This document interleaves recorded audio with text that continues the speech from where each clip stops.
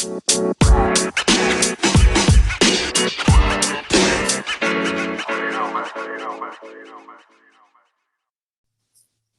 everyone, welcome back to the Marketer Pitch Podcast, Season 2. This is Volume 19. We're almost at 20 episodes. That's kind of hard to believe.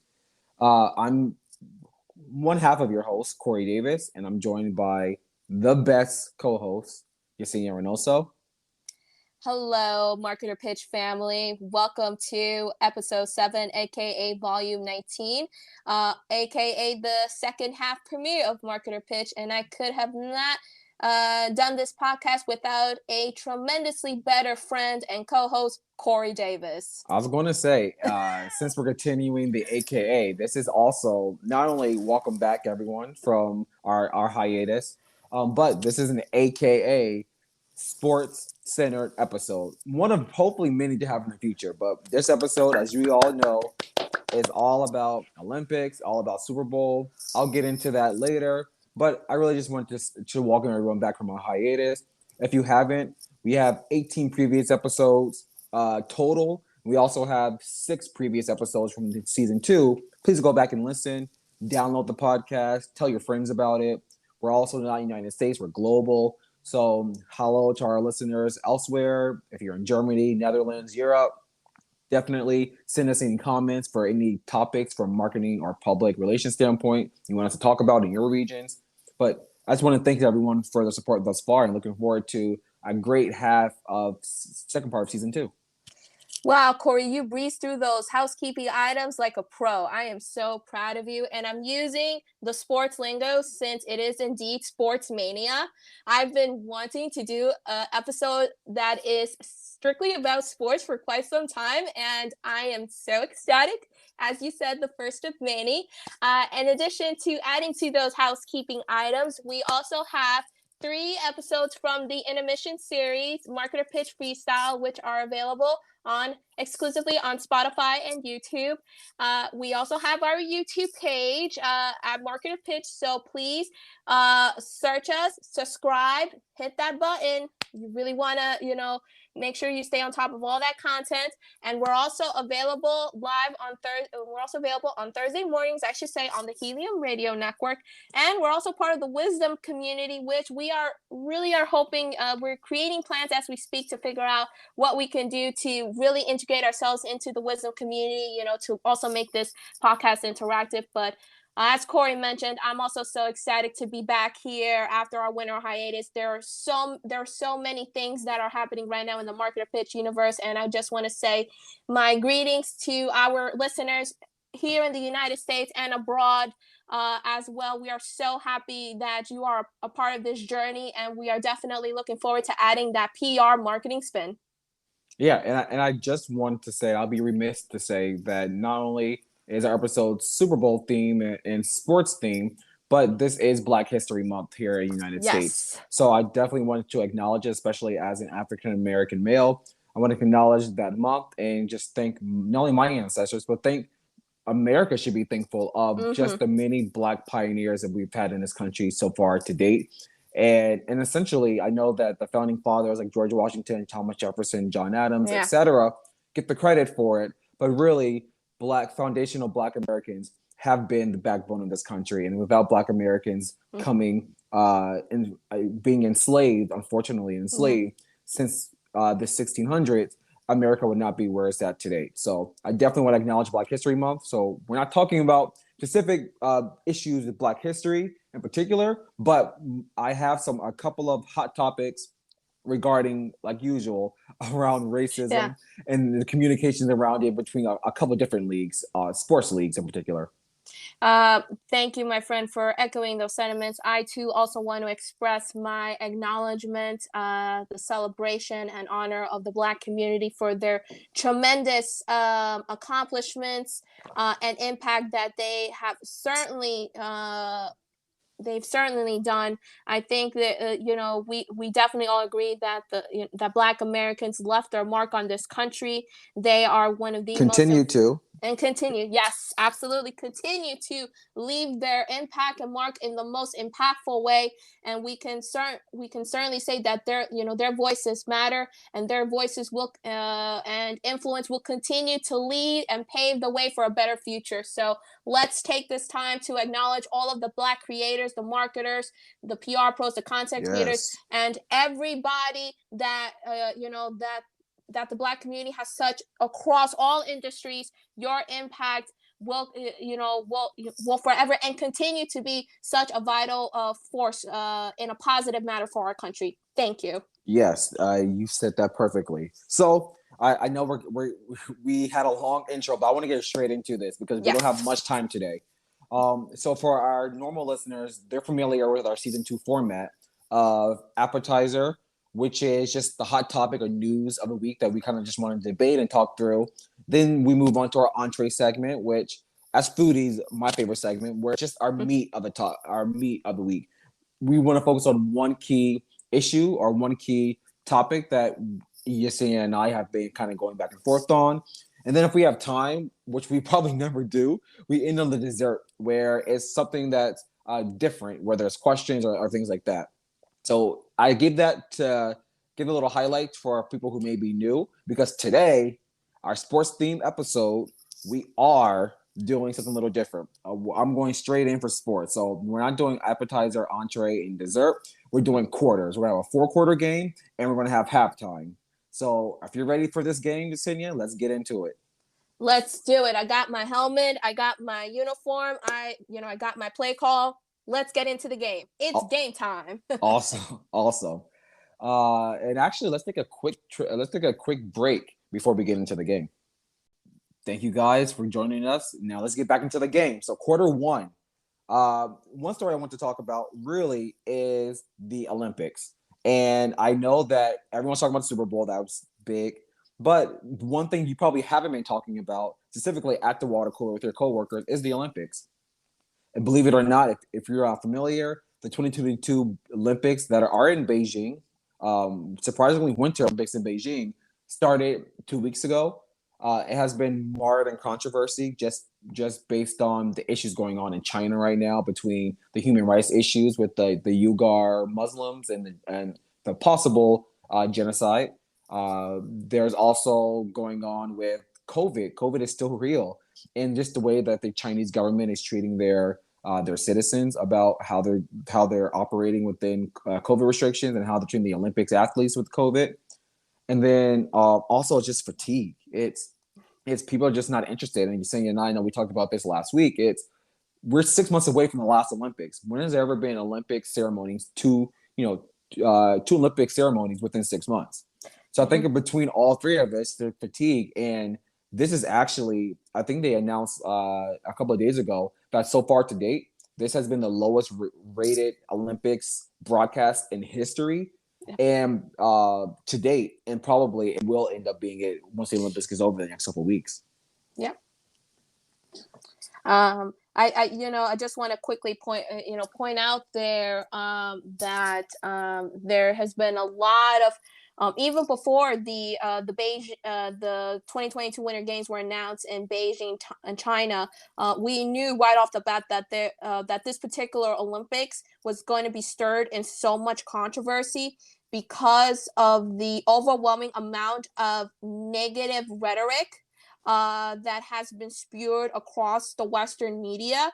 Obviously, we have seen anti-China rhetoric that has been blown up in epic proportions across all Western media, specifically here in the United States with NBC's coverage. We're also dealing with a perfect storm of other types of controversies outside the Winter Olympics. That includes the COVID-19 pandemic and the Olympic fatigue, because the 2020 Summer Olympics were literally just happened 6 months ago. Many audiences, whether domestically or internationally, already have fatigue. They simply are no longer interested in the Olympics, and it pretty much shows. Based out of the ratings. I think it's also kind of interesting. Also, the the advertisement that has been put during these winter games as well, because I still feel that there is a messaging conflict uh, uh, in between, in between the pandemic. Like, are we dealing with messaging that that still says that we are in a pandemic, or are we trying to shift course in terms of sentiment, since everybody's now starting to realize that the pandemic is on its way to becoming an endemic? And so that also is that's also playing a tone to how and what brands want to present themselves, and how to tiptoe that line when it comes to that, to that messaging front. Yeah, and just bringing it back from a marketing and advertising perspective, just to add to what you were just saying, brands have been reluctant to actually even mention that they're going to advertise in the Super Bowl. So Procter and Gamble, everyone knows P&G, the product company, has been one of the biggest sponsors of the Olympics for years, Yeah. across the summer and the Winter Olympics. But up until 2 weeks ago, they would not admit that if they actually were going to have an ad in the Super Bowl. They did. An ad came out actually with Chloe Kim. It was a pretty cool ad if you go back and look at them. But it came out with Chloe Kim and her dad about a few days ago. And they just released it with no fanfare. There was no big press release. It was kind of just released on the NBC broadcast and on their social media channels. But because of, like you said, what's going on in China, mostly stemming from the geopolitical areas and the fatigue, they call it Tokyo fatigue from the Summer Olympics. Yep. A lot of brands don't know how to approach it because they're worried about, like, for instance, if P&G or Visa, these regal brands who advertise in the Olympics, they're worried about their advertising these games in China, and then they're getting a backlash that they're advertising in the Olympics games, which are going against a lot of the human rights issues going on in China.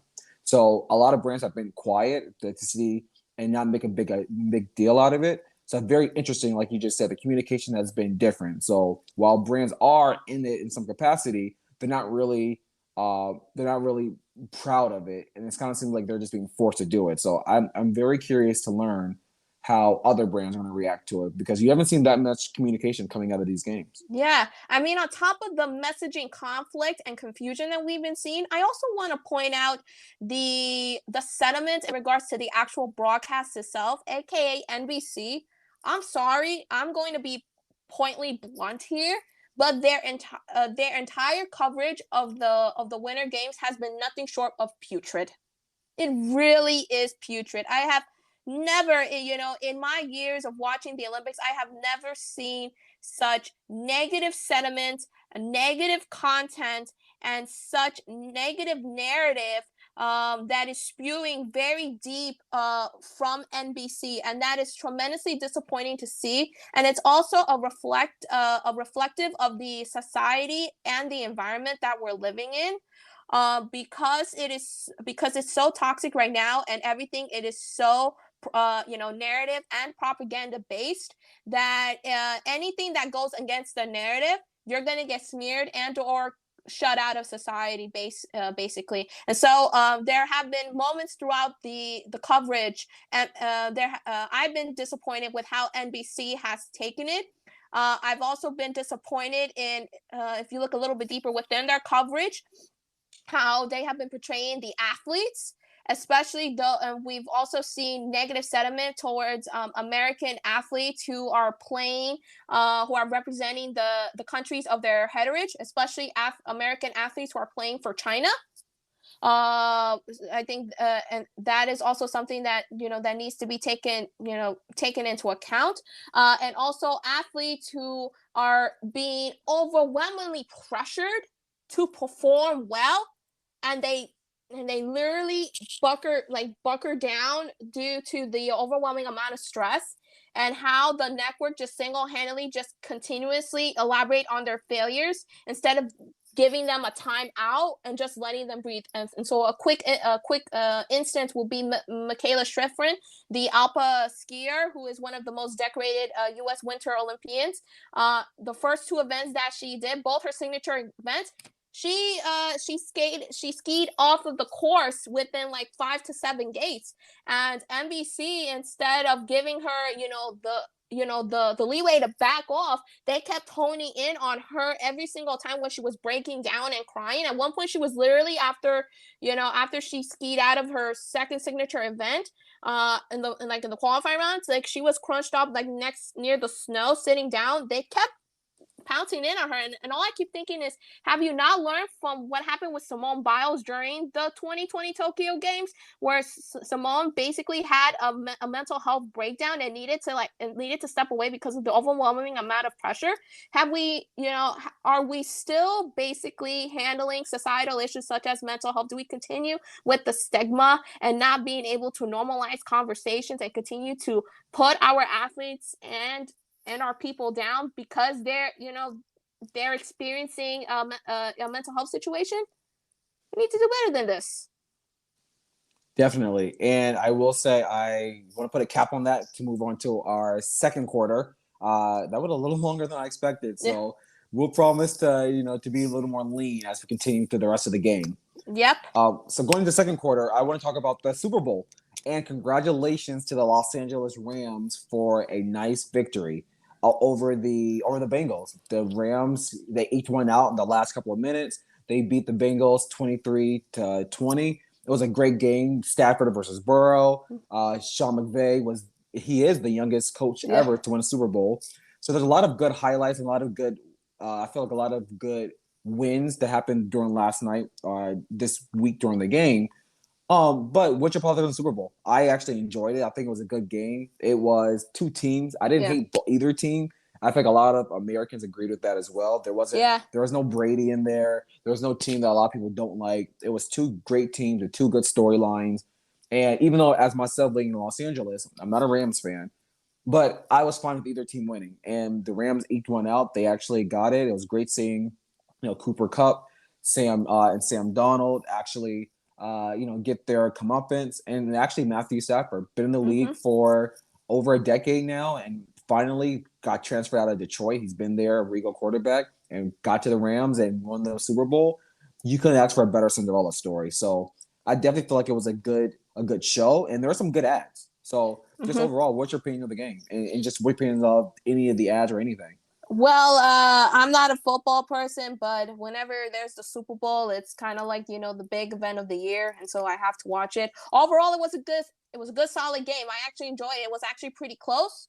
Both teams were highly competitive. There was a lot of strategy input into it. Both of them were going back and forth. Both teams did a marvelous job. In the end, congrats to the Los Angeles Rams for winning the Super Bowl. They did an outstanding job. Obviously, there were some questionable penalties and and play tactics, but overall, you can't really complain about the game. The game was nice. It was fast paced, and it was one of the more decent, one of the more better games, I should say, that I've watched. In regards to the commercials itself, there were some really good, funny commercials. Some of them, that really captured attention. Others, of course, did not. But definitely there were two I want to quickly point out. One was the Coinbase commercial where they had that QR code. Funny. Popping out of the TV. I thought that was unorthodox, to say the least, and it definitely got people excited, like they were playing like some video game or something. And then the second one that I loved was the Kia commercial with the Robo Dog. I'm an animal lover, and just see, the dog running after the car, or maybe he might be after the human driving the car. And it was such a heartwarming story that it kind of pulled the heartstrings in a positive way. The halftime show was really good. I say this was one of the more solid Super Bowls, in a while, Corey. Yes, and the Coinbase is very interesting tactic, and I liked it just because of as a marketer, the Super Bowl spend is over $5 million for a 30-second ad, and I believe that ad was 60 seconds. So to spend $10 million on an ad, and on top of that, which is my biggest gripe about the ads this year, where they're very celebrity heavy. There are so many celebrities. I just lost track on like, what was that commercial, or didn't I just see them on another ad? Because every commercial had too many celebrities. Yeah. So the fact that they had no celebrities, it was really just different. So I give them kudos to have probably the cheapest ad to ever produce. I have no production experience, but I can make that ad. Yeah. So they had a great, ad. And then also I would say, and just in the industry coming out of Super Bowl, the Chevrolet Silverado Mm-hmm. Sopranos ad, that Yeah. was That very was highly good. regarded. And then as well as the Expedia ad. The Expedia Mm-hmm. ad had Evan McGregor, I believe, Yeah.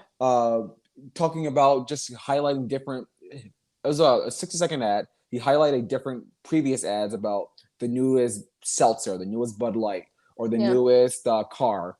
And the ad was, he was adding commentary to those things where when you look back at the end of your life, you're never gonna be angry, or you're never gonna be sad that you didn't buy the latest car, you didn't buy the latest beer that was being advertised. But Yeah. you will be sad about your lack of travel. And as a travel person, that resonated with me very, very heavily. A couple of quick points before we close this quarter out. There was, on top of celebrities, there was a lot of heavy influencers throughout the majority of these commercials. So advertisers put a lot of investment in them.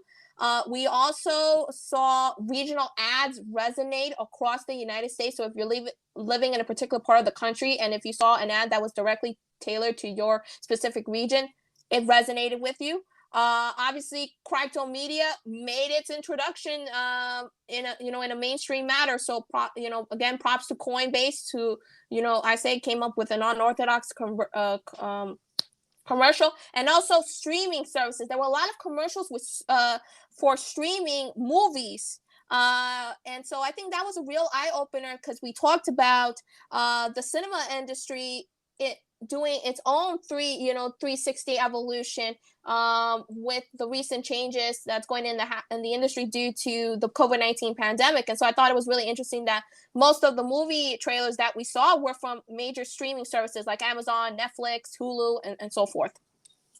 No, yeah, I agree. And there's definitely more to come at that. I hate that we have to go into our halftime show now, but that was a great second quarter.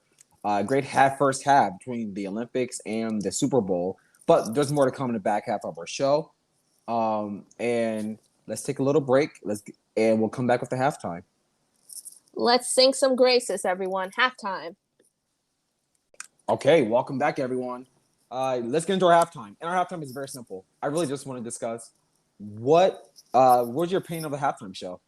It was the first time it has been a full-blown hip-hop, R&B halftime show. We had Dr. Dre, Snoop Dogg, we had Eminem, Mary J. Blige, Kendrick Lamar with a surprise appearance by 50 Cent.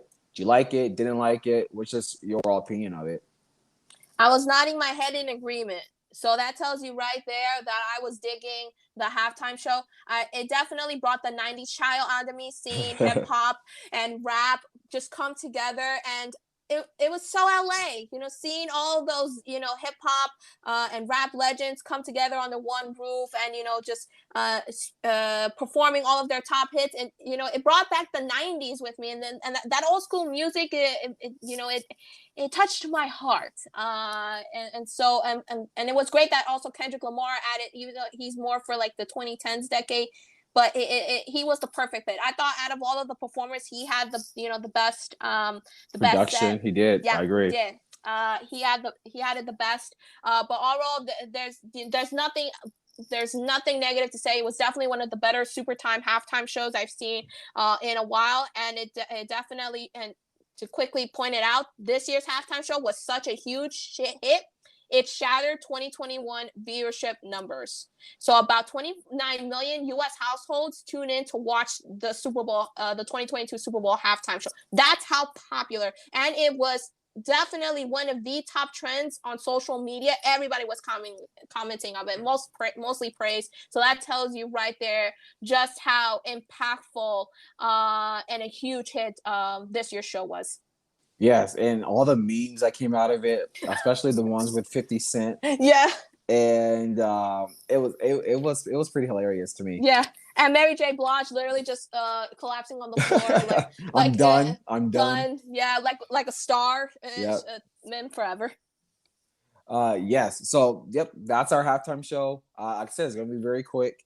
We both agree it was a great show, and I don't know how the next year is how they're gonna top it next year. Yeah, well, we'll see. Okay, but so dude, let's get straight into no more ads for the rest of the game because I want to get into our third and fourth quarters. As I mentioned before, this episode is sports themed, but I do want to discuss just how race is tied into just everything, and particularly how race and communications out of the Olympics and the Super Bowl, and there's the NFL. So going to the quarter three, I do want to go back to the Olympics and talk about hot off the topics this new issue coming out of the IOC with if you weren't familiar, so the IOC, which is the International Olympics Committee, they're the board that helps decide with the location, helps decide the rules, and kind of the organizational board. They are the ones who, if somebody, is doping or things like that, they discover it and they'll decide whether an athlete can compete or not compete. Now there modern controversy because Russia, who actually for the past two Olympics have not competed as Russia because of their past multiple doping scandals. They're called the ROC, which is just the Russian athletes competing against a body that's not officially the Russian government. I know it sounds funny, but that's what it is. But this past week, there was a Russian skater she was 15, named Kamila Valieva. I may got her name wrong, but Kamila was tested positive for a drug that kind of elevates your heart levels, which can enhance your performance and allow you to heal quicker. So she was tested positive, and normally that would mean it's the end of her career. Most in past history, if you're positive, you're out. It just come out just this week. It's coming out that the IOC said because she was a minor and dealing with a lot of family issues, she can stay in. And now the controversy and the communications, I'm curious to see how it's going to play out over the next few weeks. Is that Sha'Carri Richardson? If we all remember, I think we talked about it in our summer breakout series, your marker or pitch. Side note, go watch those because they were still relevant and good. Oh yeah. Sha'Carri Richardson, we all know, tested positive for marijuana use. Her mother just passed away. She said she was stressed out. She ended up taking marijuana, and she was a top Olympic athlete, and she got banned from the Olympics because of that issue. She could have been a gold medalist winner, but she said the rules are the rules. The IOC says even though that marijuana does no way enhances your performance, a rule's a rule. You can't compete. Now it's coming to play with Sha'Carri Richardson and starting to question that and publicly. What difference was a Sha'Carri Richardson from Kamila, the Russian athlete? Because from my perspective, the only difference is Kamila actually had a drug in her system that made her perform better, whereas Sha'Carri actually had a drug that actually inhibited her performance. So I think we're going to start seeing how race, a lot of times these conversations about race have been insular to the United States. A lot of, and it's just because of the Black population in the United States a little more advanced and the history between how race has been treated in this country.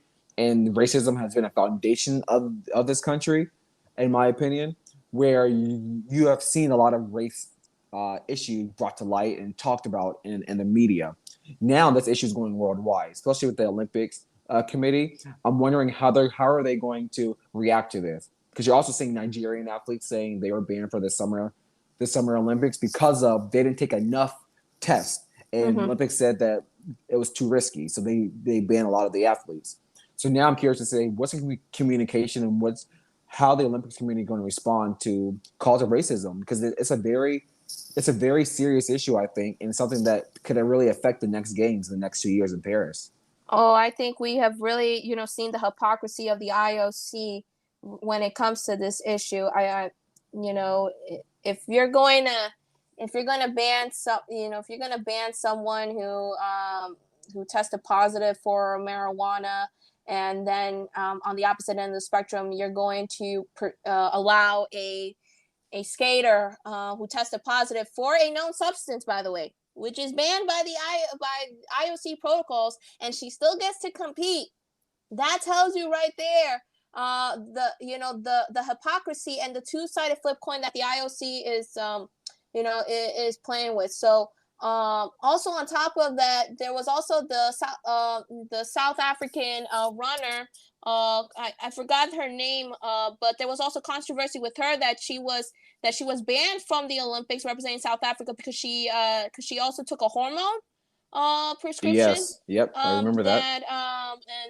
That she was she told the IOC that she needed to take that. She had the proper paperwork and all that, and they still banned her. So that tells you right there that that racial discrimination and bias still runs very deep, not only within the IOC but across all of sports. And for those who want to be thinking that this situation is different, so the 15-year-old in question is as Corey mentioned, Kamila Valieva.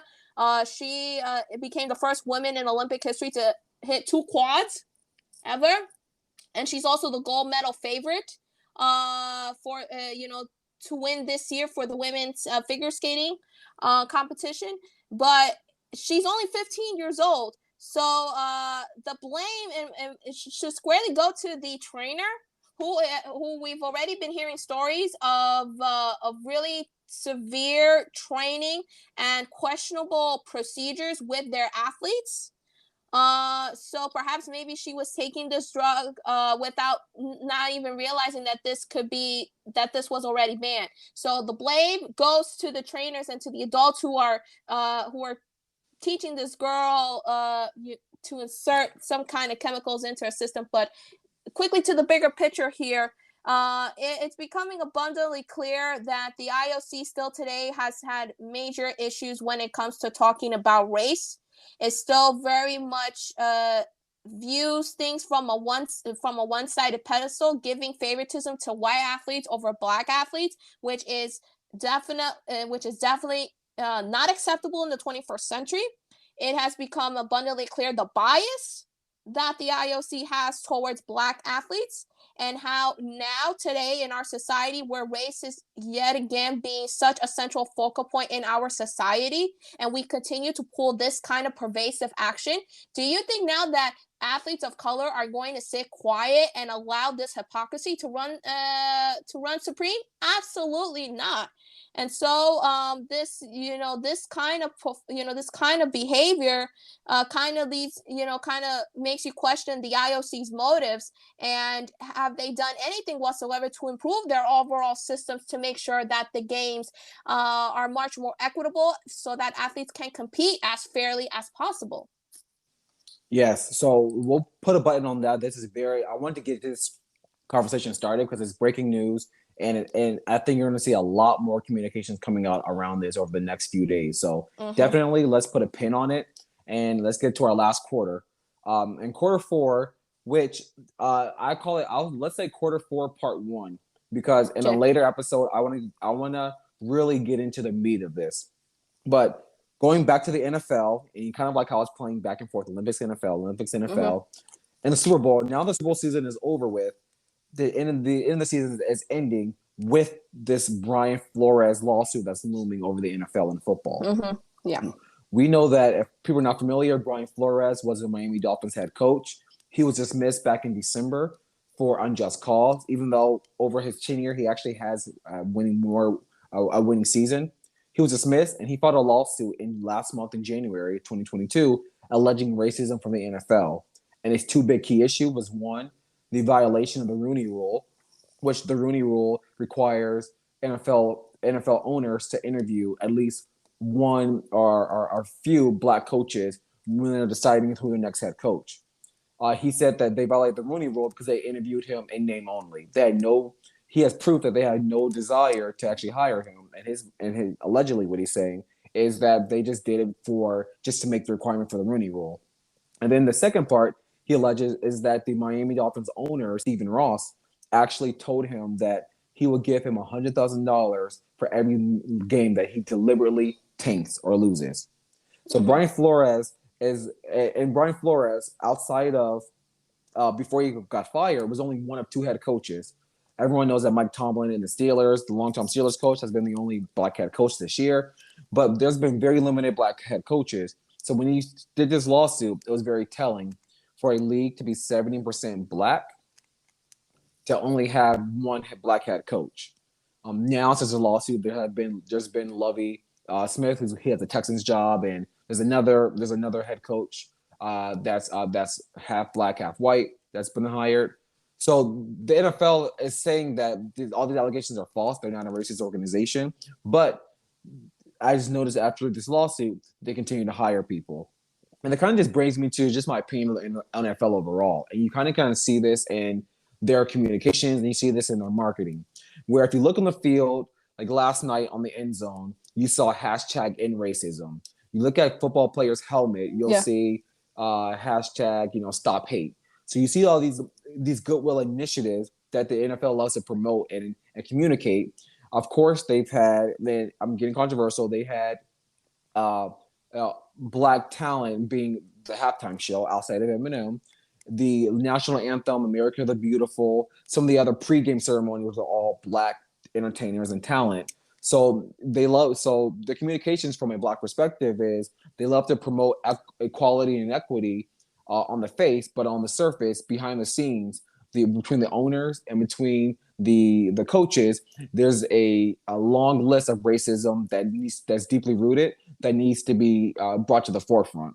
Because I think the NFL is going to a standpoint where brands and people are going to start taking note on their actual actions. And just because you say you promote diversity and inclusion, just because you say you hire, you have an all hip hop scene and you partner with Jay-Z, just because you say you have a lot of black athletes, what are you actually doing for the community? What are you actually doing to put yourself forward? So I want to get your initial thoughts on it, but I definitely think as time goes on, the NFL really just needs to address the racism going on internally. Yeah, just a quick initial thought about this. Consider this for all brands as a cautionary tale. This is what happens when you put performative reactive action towards real, impactful, direct action. And the NFL has been caught red-handed. It definitely has demonstrated that through performative action, they say that they are tackling the issue of race, discriminatory bias, and issues that surround the Black community. But behind the scenes, they have not done absolutely nothing to create meaningful, impactful change to their entire system overall.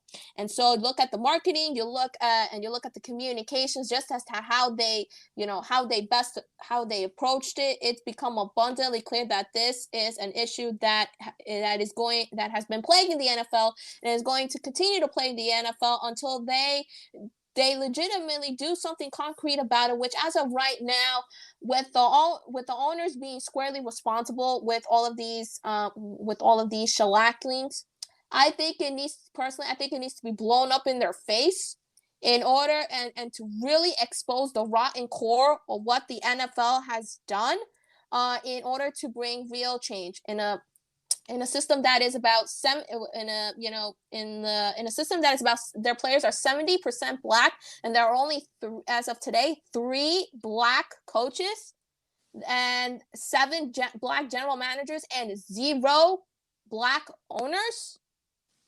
Tell me that that's not a problem, because it is.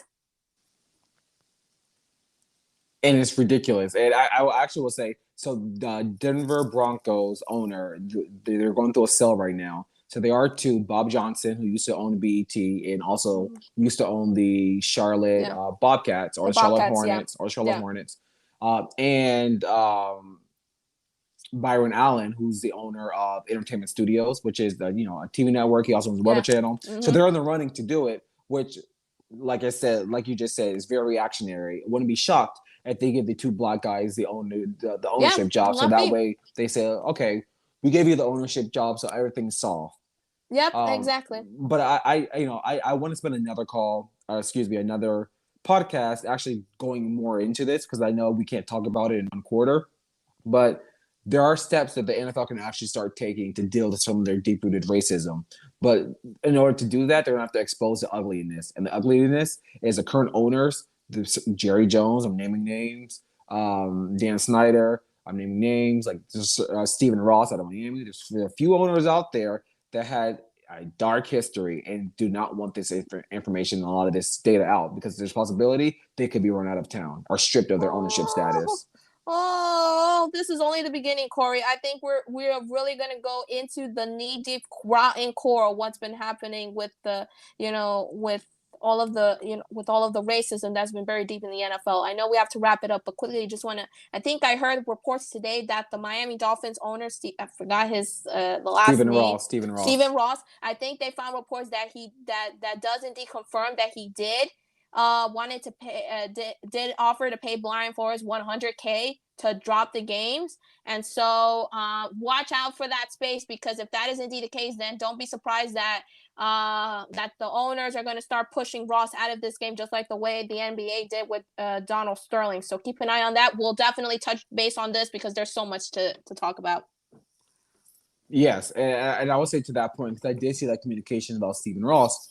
But as you know, I call it the house of cards. And unlike Donald Sterling, who they actually had voicemails from, and it was a very isolated incident, I fear kind of like what's going on with the Washington Commanders owner, Dan Snyder, and his sexual assault allegations, as you bring down one, and the rest of them will start speaking. If Stephen Ross says, if I'm going to go down, I'm going to bring Jerry Jones down. I'm going to bring Dan Snyder down. I'm going to bring the NFL down. So I think they're all kind of worried because they know if somebody's stripped, you're going to see 2 or 3 more stripped.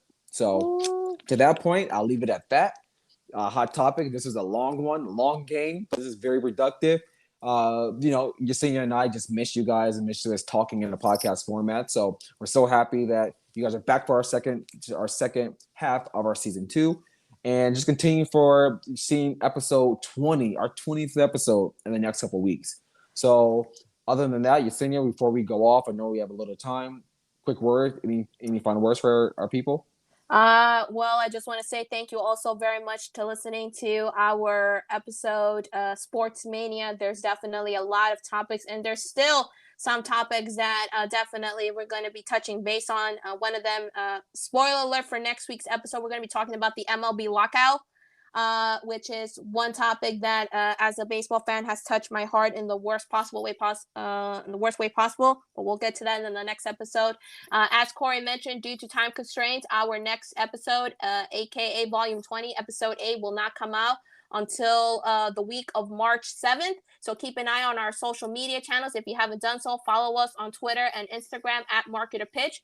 And also don't forget to like, share, comment, and subscribe, especially the subscribe part. I can't emphasize that enough to all of Marketer Pitch contests so that you are up to date with everything that is happening in our world. And don't forget to follow us on the Wisdom app. We will be announcing plans as to what we're going to be doing in that platform soon enough.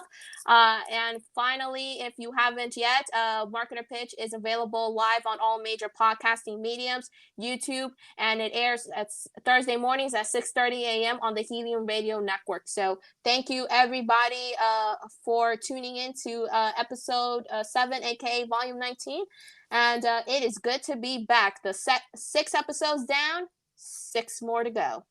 Yes. So I'll see everyone back here in March. And until then, be blessed, stay safe, and have a great day. Goodbye. Goodbye, everyone. Till then.